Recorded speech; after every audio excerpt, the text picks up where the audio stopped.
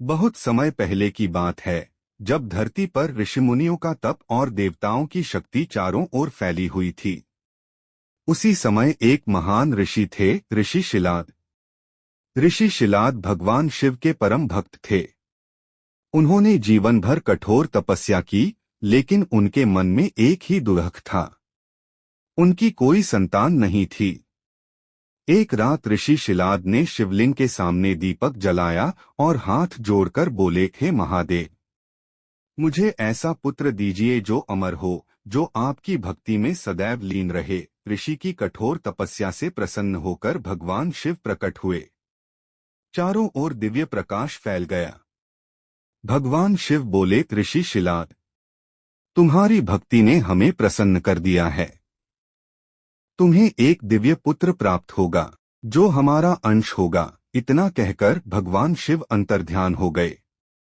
कुछ समय बाद ऋषि शिलाद यज्ञ भूमि तैयार कर रहे थे, तभी धरती से अचानक एक तेजस्वी बालक प्रकट हुआ। उस बालक के शरीर से दिव्य प्रकाश निकल रहा था। ऋषि शिलाद की आंखों में आंसू आ गए। उन्होंने कहा, यह स्वयं महादेव का वरदान है। आज से तुम्हारा नाम होगा नंदी। नंदी बचपन से ही अद्भुत थे। उनका मन संसार में नहीं, केवल भगवान शिव की भक्ति में लगता था। दिनरात ओम नमः शिवाय का जाप और हर पल महादेव का ध्यान। समय बीतता गया। एक दिन ऋषि शिलाद के आश्रम में दो दिव्य ऋषि आए। उन्होंने नंदी को देखा और अचानक गंभीर हो गए। उन्होंने कहा, ऋषि शिलाद, यह बालक अल्पायु है। इसकी आयु बहुत कम है। यह सुनते ही ऋषि शिलाद टूट गए। उनकी आंखों से आंसू बहने लगे। लेकिन नंदी शांत थे। नंदी बोले, पिताश्री, यदि मेरा जीवन छोटा है तो मैं हर श्वास महादेव को समर्पित कर दूंगा। यह कहकर नंदी जंगल की ओर चले गए। घने जंगल, ऊंचे पर्वत और बीच में बैठा एक बालक। नंदी ने कठोर तपस्या शुरू कर दी। दिन बीते, महीने बीते, साल बीत गए। बारिश हुई, आंधियां चलीं, लेकिन नंदी का ध्यान नहीं टूटा।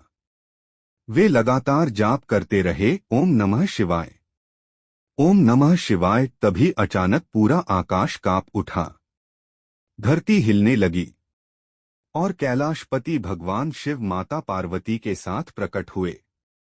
चारों ओर दिव्य प्रकाश फैल गया। नंदी ने आंखें खोलीं और महादेव को सामने देखकर भावुक हो गए। वे तुरंत उनके चरणों में गिर पड़े और बोले, प्रभु, मुझे अपने चरणों में स्थान दे दीजिए। मुझे और कुछ नहीं चाहिए। भगवान शिव मुस्कुराए और बोले, नंदी, तुम्हारी भक्ति अद्भुत है।